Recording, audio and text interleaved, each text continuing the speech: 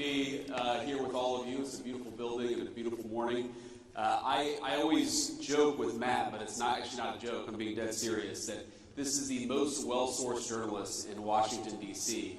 And if you remember maybe 6 months ago, maybe it was actually a year and a half ago, when there was this big conversation in the Washington Post about what do we do to actually get in touch with the other half of America? How do we actually make our journalism more appealing to the half of the country that doesn't agree with far-left politics?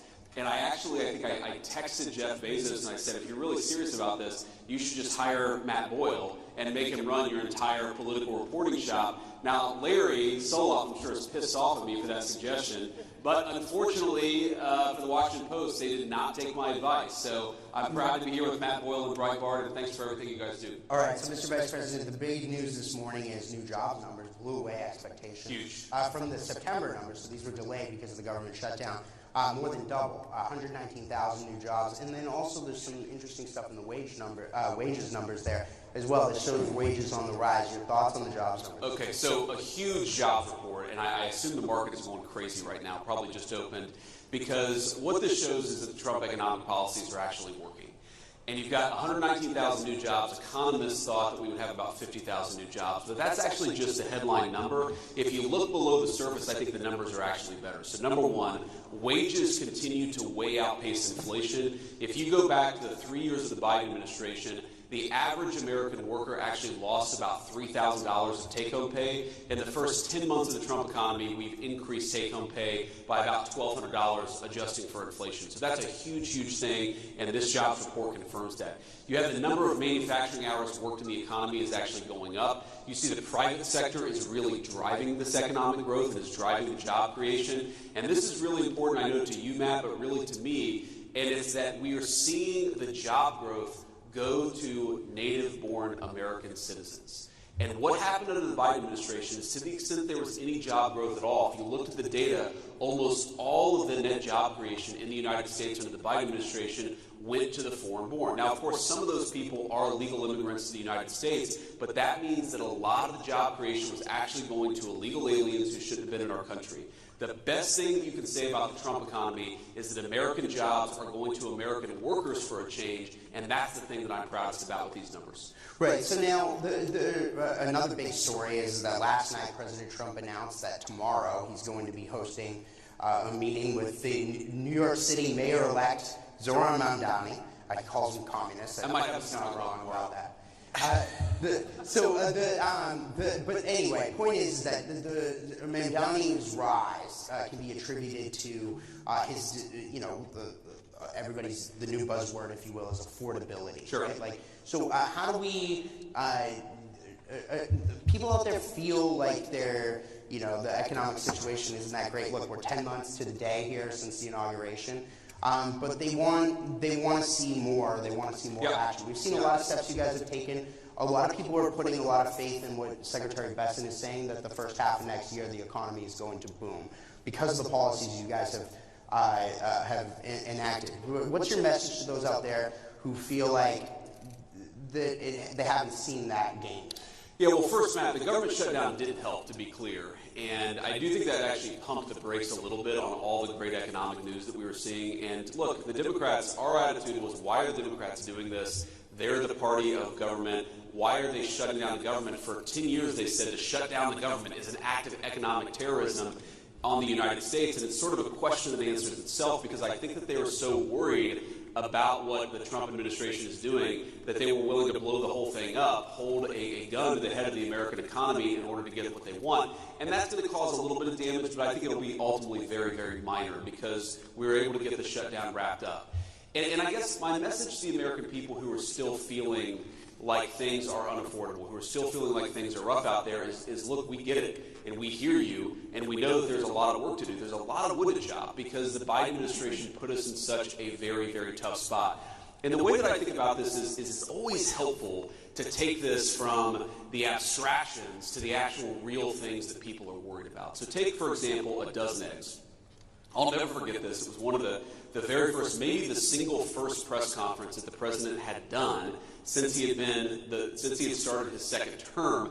And some reporter, probably from ABC, yells at him and says, "What have you done about the price of eggs? The price of eggs are up 300% over the past 3 years." And it's like, it was January the 23rd.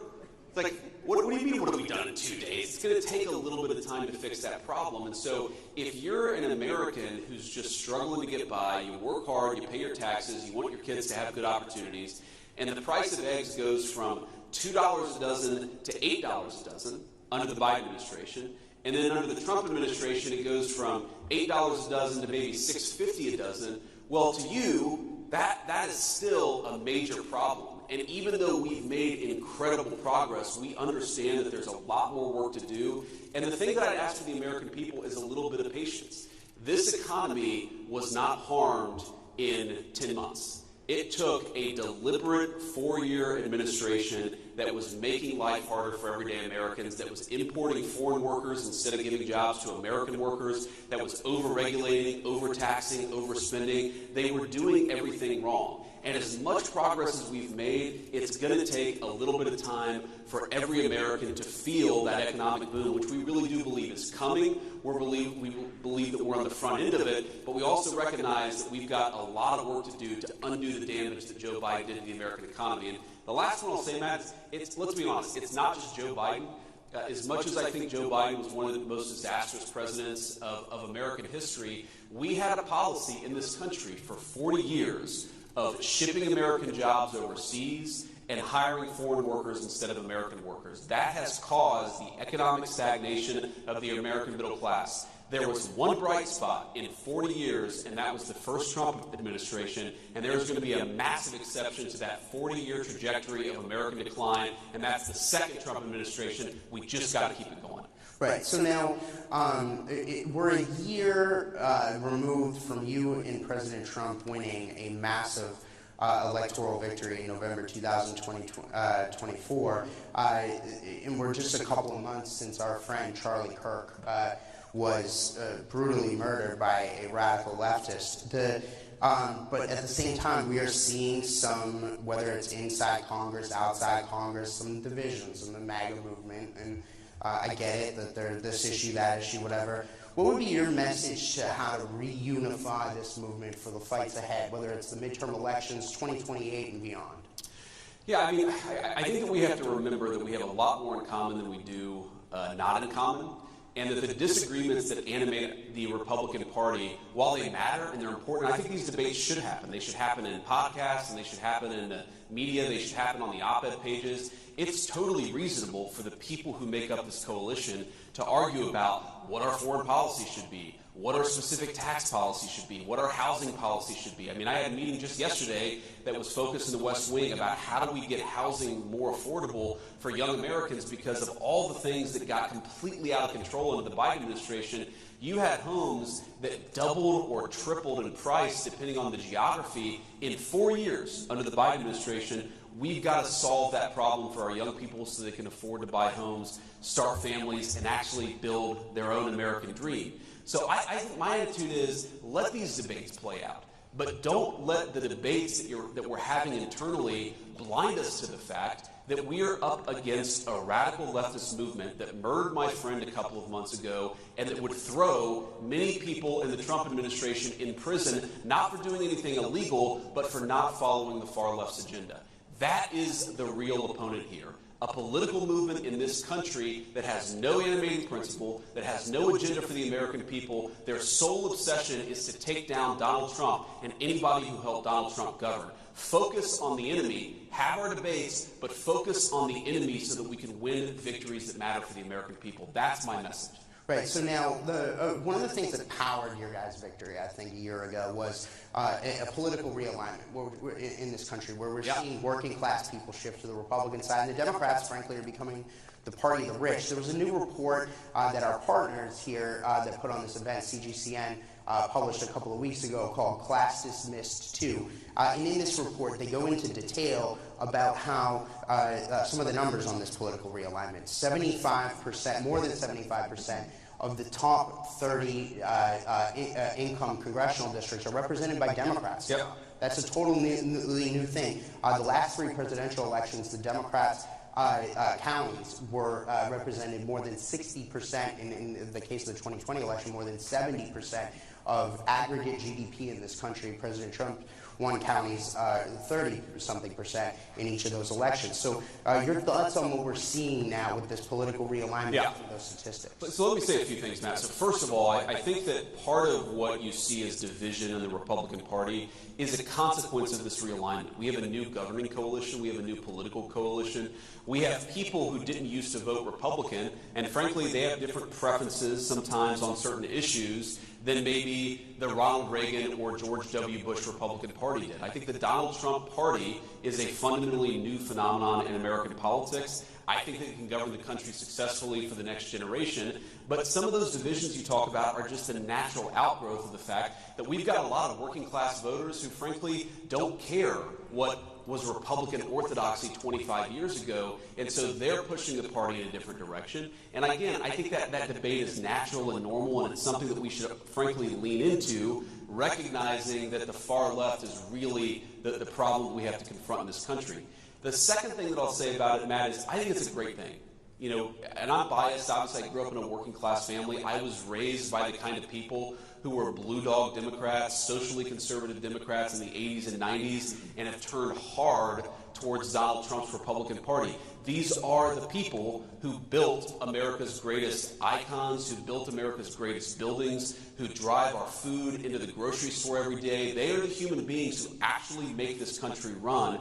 I'm proud of them, and I want to keep the Trump coalition together. That's one of the things that we have to do in 2026. And this is my third point, and this is tough, because one of the things that was true of the Democratic coalition in, say, the 1990s is that because the Democratic coalition in the 90s was more upscale, they showed up, the Republican coalition in the 1990s was more upscale, they showed up in midterms. So Republicans tended to do a little bit better in midterm elections in the 1990s than, say, Republicans do today.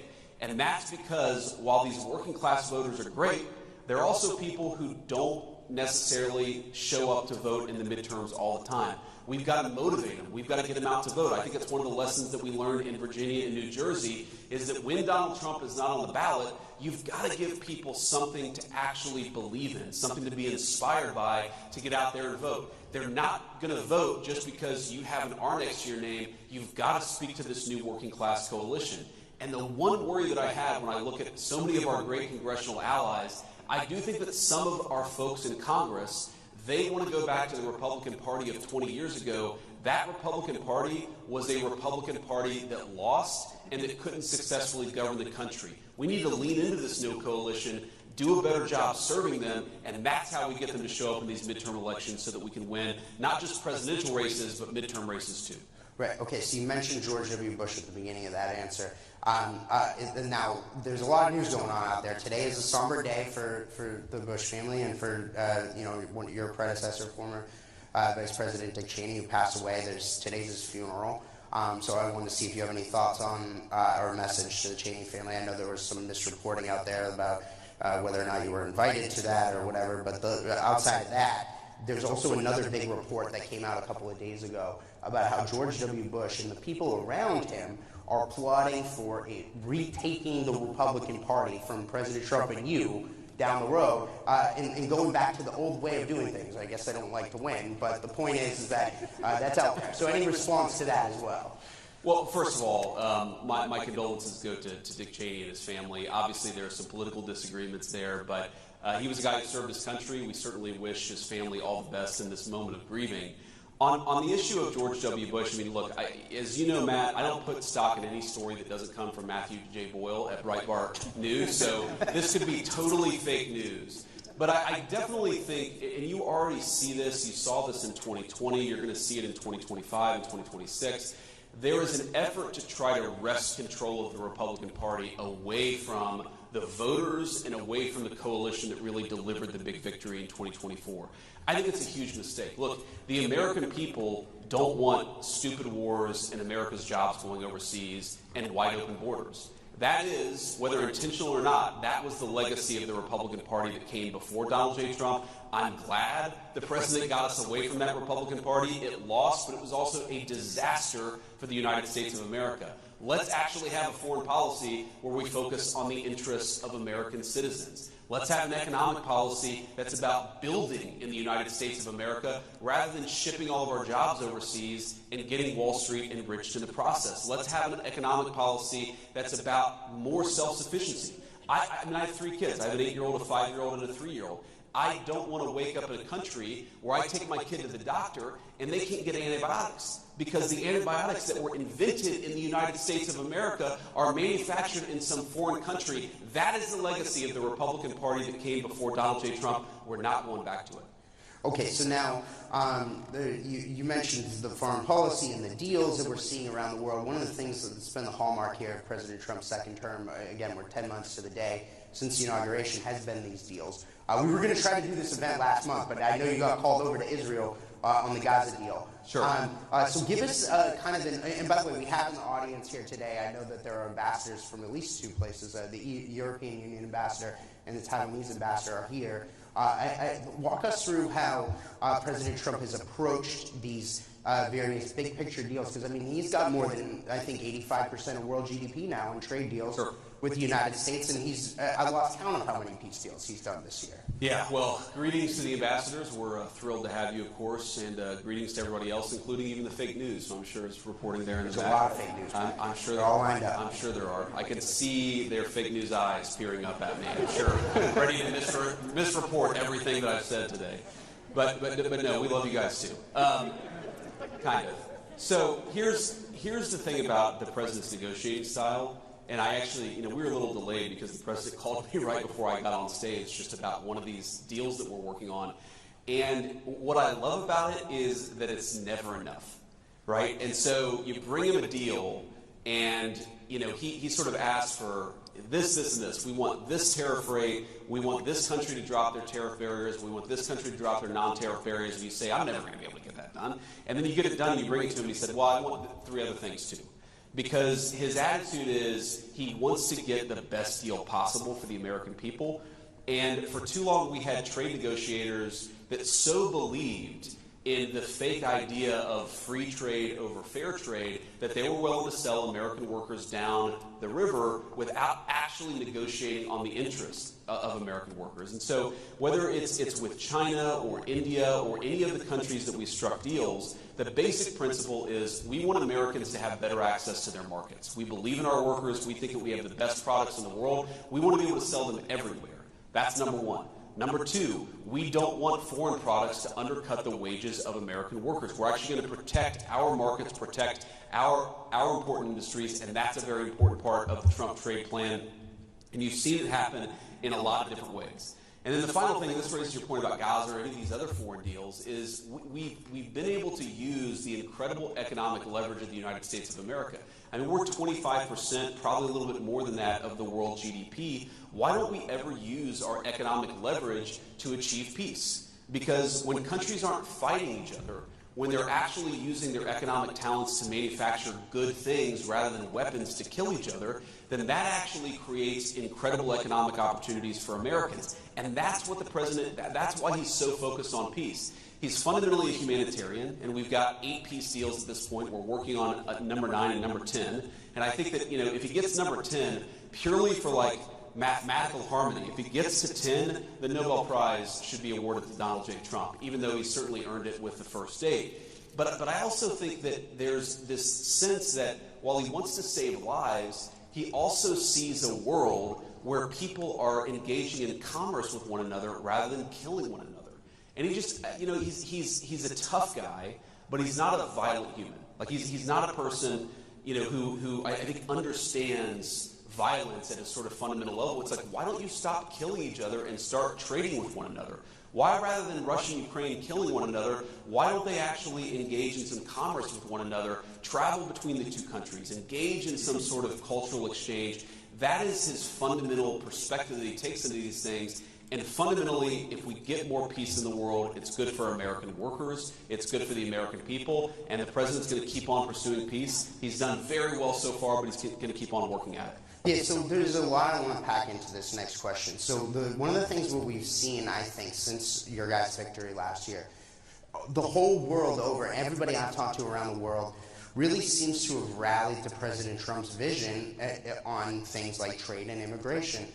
I just saw, and particularly with regard to China and how we need to have a better deal with regard to there, and we just saw the president get back from there. Yep. I just saw comments that Pope Leo made about immigration. He said, just the other day, we did a huge story on it on Breitbart last night, that every country should get to decide, I'm paraphrasing him here, every country should get to decide who gets to come in. I mean, that's amazing to see that from the Pope himself. Sure. Your thoughts on more broadly how President Trump really does seem to have electrified the world and woke them up to these major issues that we're talking about here? Yeah. Well, Matt, you know I'm a devout Catholic, so I followed those comments closely, including on, of course, Breitbart.com. And that's my third Breitbart shout-out. I've done pretty good, right? Not bad. Okay, thank you guys.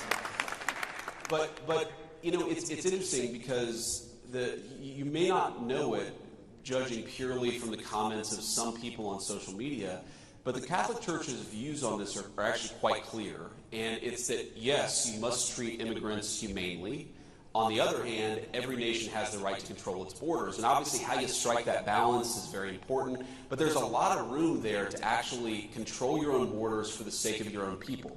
One of the things, Matt, that you know always frustrated me about the immigration debate is that we ignored how open borders were not actually good for the dignity, even of the illegal migrants themselves. You had little kids getting sex trafficked. We had 300,000 missing children under the Biden administration that the Mexican drug cartels had brought into our country. You had cartels using, in some cases, 9 and 10-year-old children as drug mules for their activity.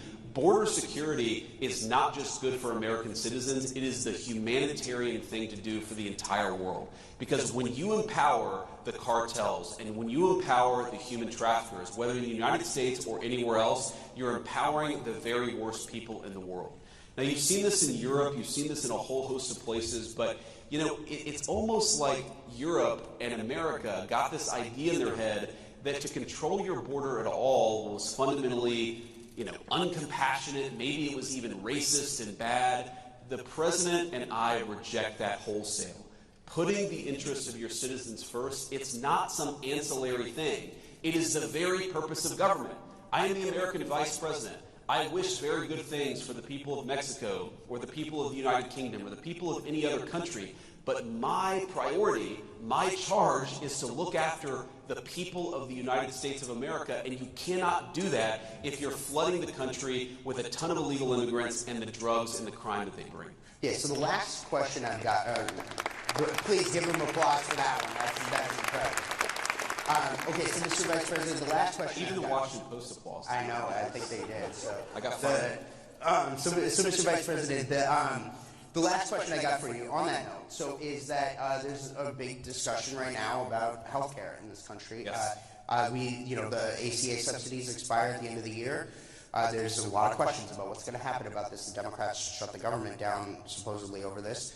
But where does this go? What do we do to address healthcare prices and premium prices and so on and so forth? What does that look like? Is it a reconciliation plan? Walk us through what happens. So what's so crazy about this, Matt, is right before the government shut down, we had a meeting with Hakeem Jeffries and Chuck Schumer in the Oval Office. Is this where they get President Trump gave them the MAGA hats? Yeah. this is not just that. But the president whispers to one of his personal assistants. They're all very good people. And she kind of runs off, and I think to myself immediately, oh, what the hell have I gotten myself into? And she comes back with 2 Trump 2028 hats to give to Jeffries and Schumer. And then he has the photographer come in, and he points at Jeffries as he's holding the Trump 2028 hat. And he's like, he says to the photographer, make sure Hakeem gets that. I'm sure he's going to want to use it in his campaign advertisements. And it was like a hysterical moment. But when we got to the serious stuff, and they said, we really want to address the healthcare problem confronting the American people, the president said, well, absolutely. We agree. We want to address the healthcare problem confronting the American people. In fact, you people screwed it up with Obamacare, the Unaffordable Care Act, and now you're coming to us saying, let's fix it. Great. Let's fix it. And then they said, I think they were kind of caught off guard, and they're like, well, but we want the fix before we're willing to open up the government. And the president was like, that's like 3 days from now. You want us to fix American health care in the next 3 days, and unless you do it, you're gonna shut down the government? How about we open up the government and then work together to fix American health care? And of course, we know the history. They rejected it. They shut down the government. But I don't want to get ahead of the president, Matt, because we had a very, very good meeting in the Oval Office yesterday. I think that we have a great health care plan come together. I think that it's going to get Republican and Democrat support. And I think the president, look, right now, the American people get crap health care and they pay way too much for it. You have people who are paying thousands of dollars a month in premiums for a family of 4, a family of 5, and the access to health care is really low. This system is broken. The Democrats broke it, but who cares? We're going to work together if they're willing to fix it. And the interesting thing, Matt, is, people say, this is one of the things I love about the president. People will come to the president and say, no, don't talk about health care. That's a graveyard for Republicans. Republicans always lose on health care. And the president's like, I don't care about the politics of it. This system is screwed up for the American people. We need to fix it. So let's go and do it. Politics be damned. I love that. That's leadership, and that's exactly what we should want coming from the White House. Mr. Vice President, I really want to thank you for taking the time here. Thank you, Matt. Good to see you guys.